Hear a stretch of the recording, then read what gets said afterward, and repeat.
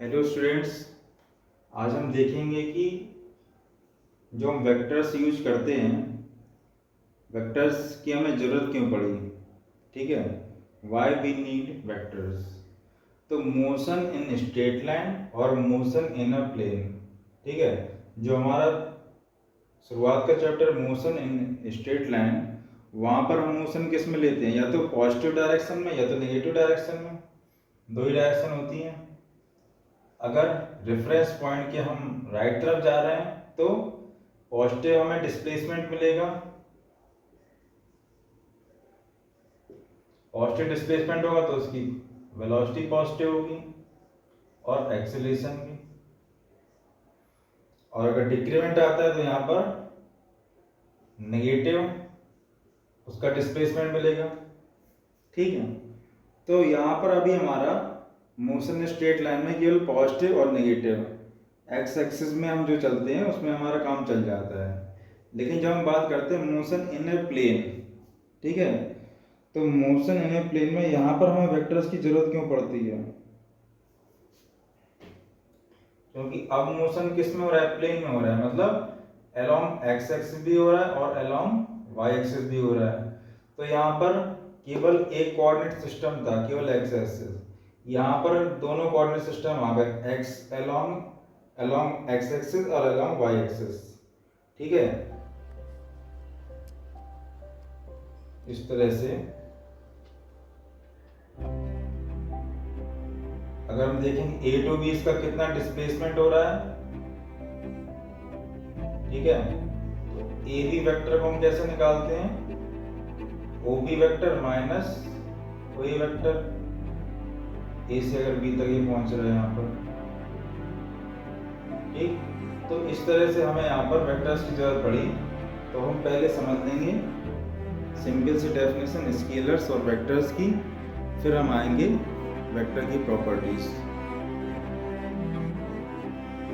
ठीक है, तो यहाँ पर हम वेक्टर्स को क्यों यूज कर रहे हैं? क्योंकि यहाँ पर मोशन इन टू डायमेंशन हो रहा है, मोशन जो है 2D में हो रहा है और यहाँ पर मोशन केवल 1D में होता है। अलोंग एक्स एक्सिस होता है या तो along Y axis under gravity, जब हम किसी ऑब्जेक्ट को,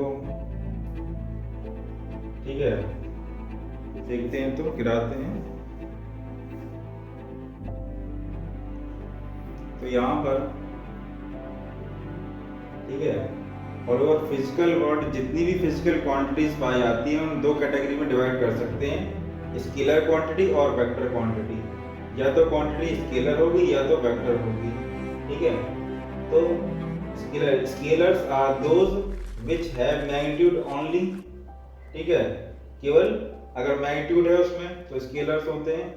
it is specified completely by a single number. ठीक है, यहाँ पर केवल सिंगल नंबर होता है along with a proper unit, distance, speed, temperature। जैसे 5 किलोमीटर लिखा हुआ है, यहाँ पर क्या है? सिंगल नंबर है और उसकी यूनिट स्पीड में 100 मीटर पर सेकेंड, ये इसकी सिंगल नंबर लिखा हुआ है और ये यूनिट माइनस का 4 डिग्री टेम्परेचर। ठीक, तो ये सब क्या है? Scalars, scalar quantity. तो यहाँ इसके बाद हम कुछ इंपॉर्टेंट पॉइंट्स देखेंगे। Scalars have only magnitude but no direction.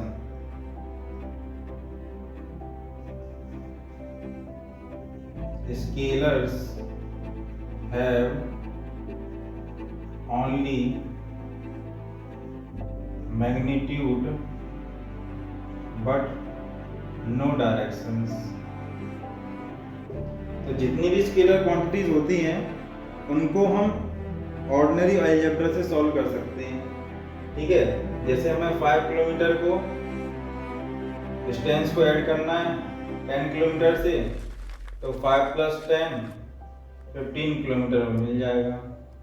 ठीक है, 10 मीटर पर सेकेंड स्पीड को हमें ऐड करना है 15 मीटर पर सेकेंड से, तो 25 मीटर पर सेकेंड इजीली मिल जाएगा। तो सिंपल जो ऑर्डिनरी अलजेब्रा है तो उसको यूज करके हम इसका एडिशन और सब्ट्रैक्शन कर सकते हैं स्केलर्स में। ठीक है। इसके बाद एक बहुत बेसिक सी प्रॉपर्टी है, एडिशन, सब्ट्रैक्शन, मल्टीप्लाई और division just as ordinary numbers की तरह हम इनका स्केलर्स का कर सकते हैं। लेकिन एडिशन और सब्ट्रैक्शन जब हम करते हैं स्केलर्स का, तो दोनों क्वांटिटीज की यूनिट क्या होनी चाहिए, सेम होनी चाहिए। जैसे 100 किलोमीटर को हम सब्ट्रैक्ट करेंगे सेम किलोमीटर वाली यूनिट से, ठीक है। और एडिशन भी करना है तो एडिशन भी सेम। लेकिन जब हम मल्टीप्लिकेशन और सब डिवीजन करते हैं, मल्टीप्लिकेशन एंड डिवीजन, तो इसके लिए सेम क्वांटिटीज की जरूरत नहीं पड़ती है। जैसे डेंसिटी को हम निकालेंगे, डेंसिटी इक्वल टू होता है मास अपॉन वॉल्यूम।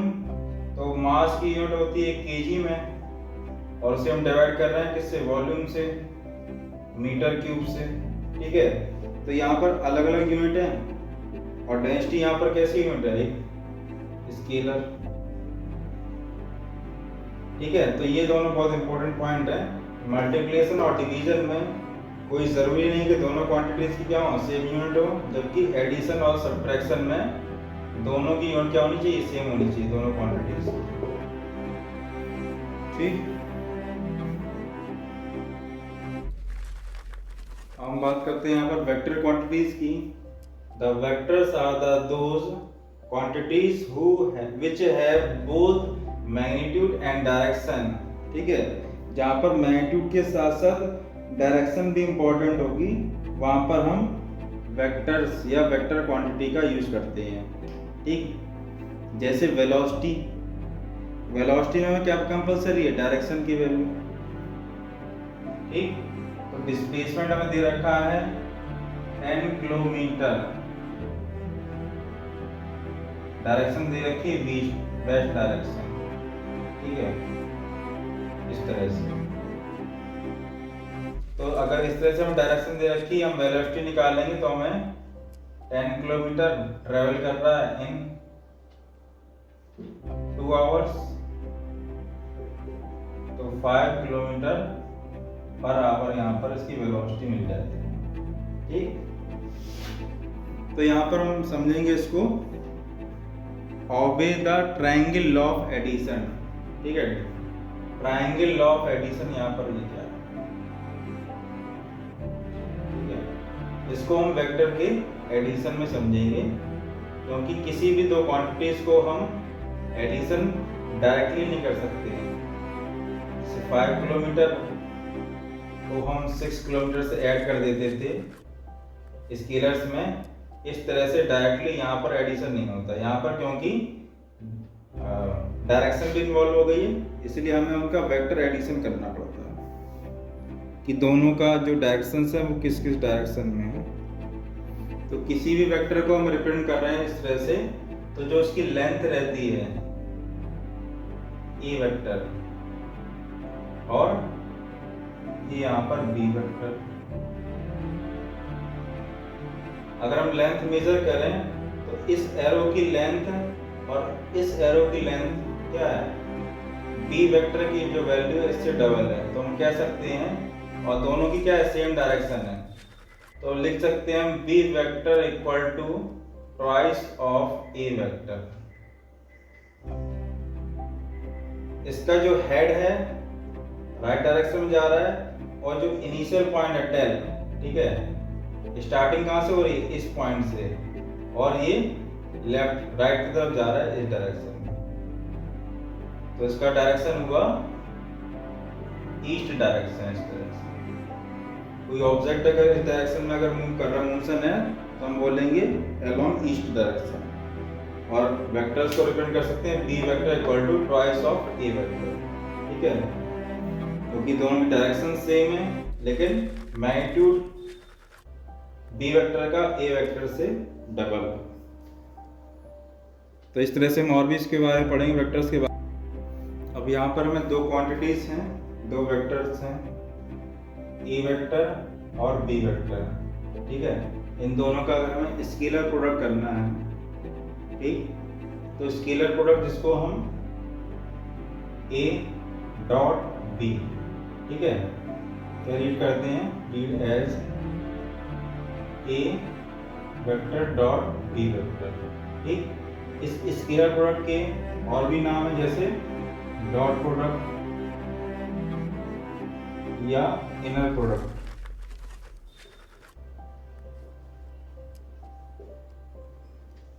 ठीक है, ये स्केलर प्रोडक्ट के नाम है। तो the scalar product of two vectors defined as the product of their magnitudes a and b and cosine of angle between them, ठीक है। दोनों की डायरेक्शन इस तरह से है, ए वेक्टर की डायरेक्शन इस तरह से है, बीच में थीटा एंगल है, और बी वेक्टर यहाँ पर इस डायरेक्शन में जा रहा है, ठीक है। तो जब हम ए डॉट बी करेंगे, A dot B equal to A B cos theta, A B cos theta, ठीक है। इसको हम और भी तरीके से देख सकते हैं। अभी यहाँ पर ए बी कॉस थीटा जो इक्वेशन है, इसको हम ए कॉस थीटा इंटू बी लिख सकते हैं, या फिर बी कॉस थीटा इंटू ए लिख सकते हैं, ठीक है। दोनों मेथड है। तो ये दोनों किस तरह से आ रहे हैं अभी हम देखेंगे। यहाँ पर ए वेक्टर और बी वेक्टर की डायरेक्शन किस तरह से हैं, दोनों अलग ही डायरेक्शन में। तो ए कॉस थीटा का मतलब क्या हुआ कि हमने ए का कंपोनेंट लिया है, हॉरिजॉन्टल कंपोनेंट, ठीक है।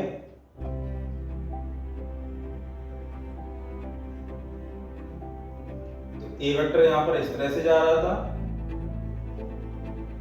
और बी वेक्टर हमारा इस डायरेक्शन में था।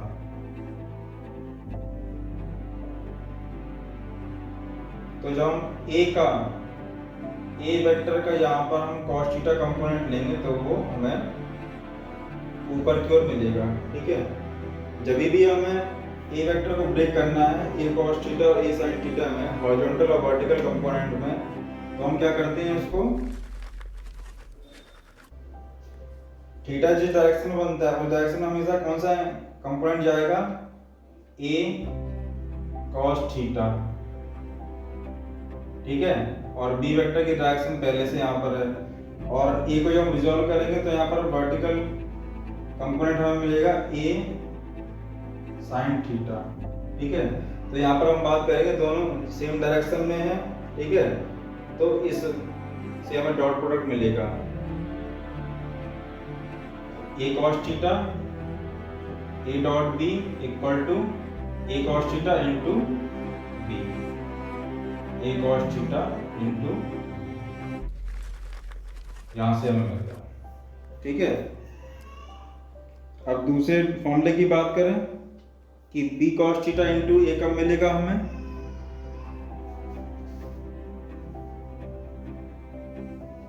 फिर से हम इसको देखेंगे। हम किसको ब्रेक करेंगे, बी वेक्टर को, ये हमारा इसी डायरेक्शन में रहेगा, और बी को हम ब्रेक करेंगे, ए वेक्टर और बी वेक्टर। बी को ब्रेक करेंगे तो बी की शैडो कहाँ पर पड़ेगी, ए के ऊपर, तो यहाँ से हमें मिल जाएगा बी cos थीटा, ठीक है। अब इसका साइन कंपोनेंट देखेंगे वो कहाँ जाएगा, बी वेक्टर यहाँ पर, बी cos थीटा यहाँ है, तो बी sin थीटा कहाँ पर जाएगा, इसके इस तरह से,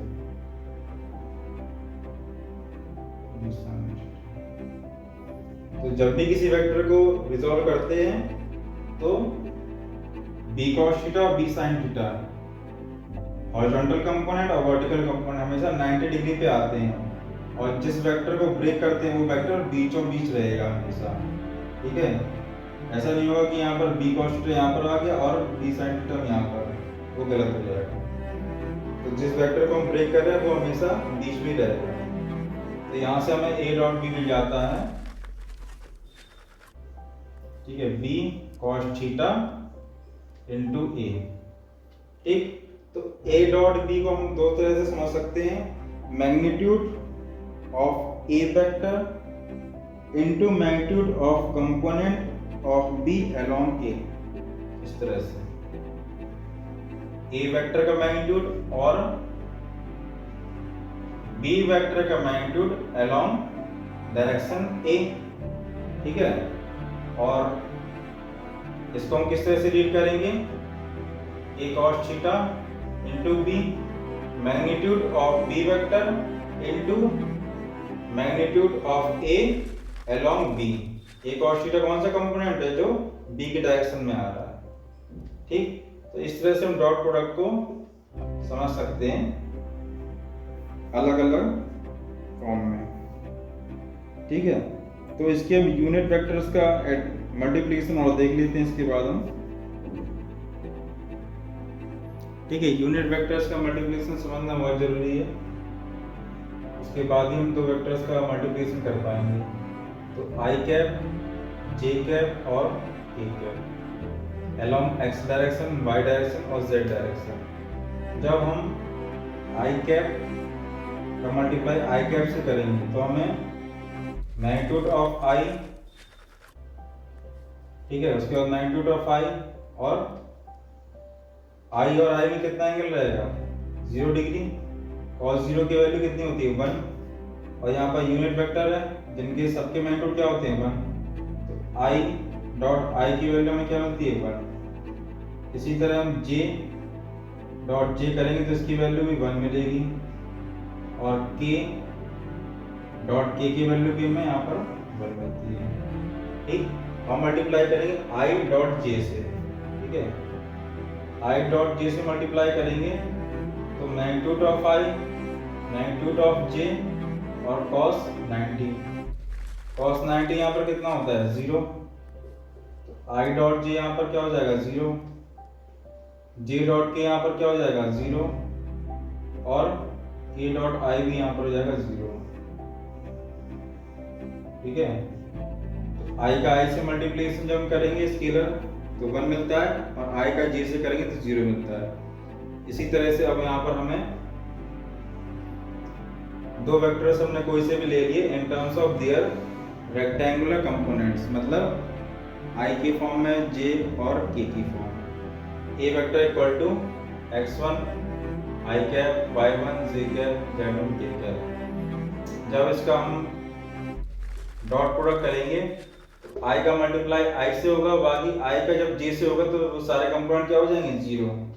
तो इसलिए क्या मिलेगा हमें, x1 x2 plus y1 y2 plus z1 z2। जितने भी उसके कोफिशिएंट हैं आई के आई से मल्टीप्लाई करते हैं, y जे का कोफिशिएंट जे से मल्टीप्लाई करते हैं, और k का कोफिशिएंट को हम k से मल्टीप्लाई करते हैं। यहाँ पर हमें ये क्या मिल जाता है, एक नंबर मिल जाता है, क्योंकि दोनों का वेक्टर प्रोडक्ट, दोनों वेक्टर्स हैं लेकिन दोनों का स्केलर प्रोडक्ट हमने किया है, तो यहाँ पर हमें एक केवल मैग्नीट्यूड मिलता है, मैग्नीट्यूड, एक नंबर, अ सिंगल नंबर मिलता है हमेशा आंसर इसका हमें, जब हम ए डॉट बी को करेंगे। ठीक है, तो आज के लिए इतने, फिर हम नेक्स्ट वीडियो में देखेंगे बाकी।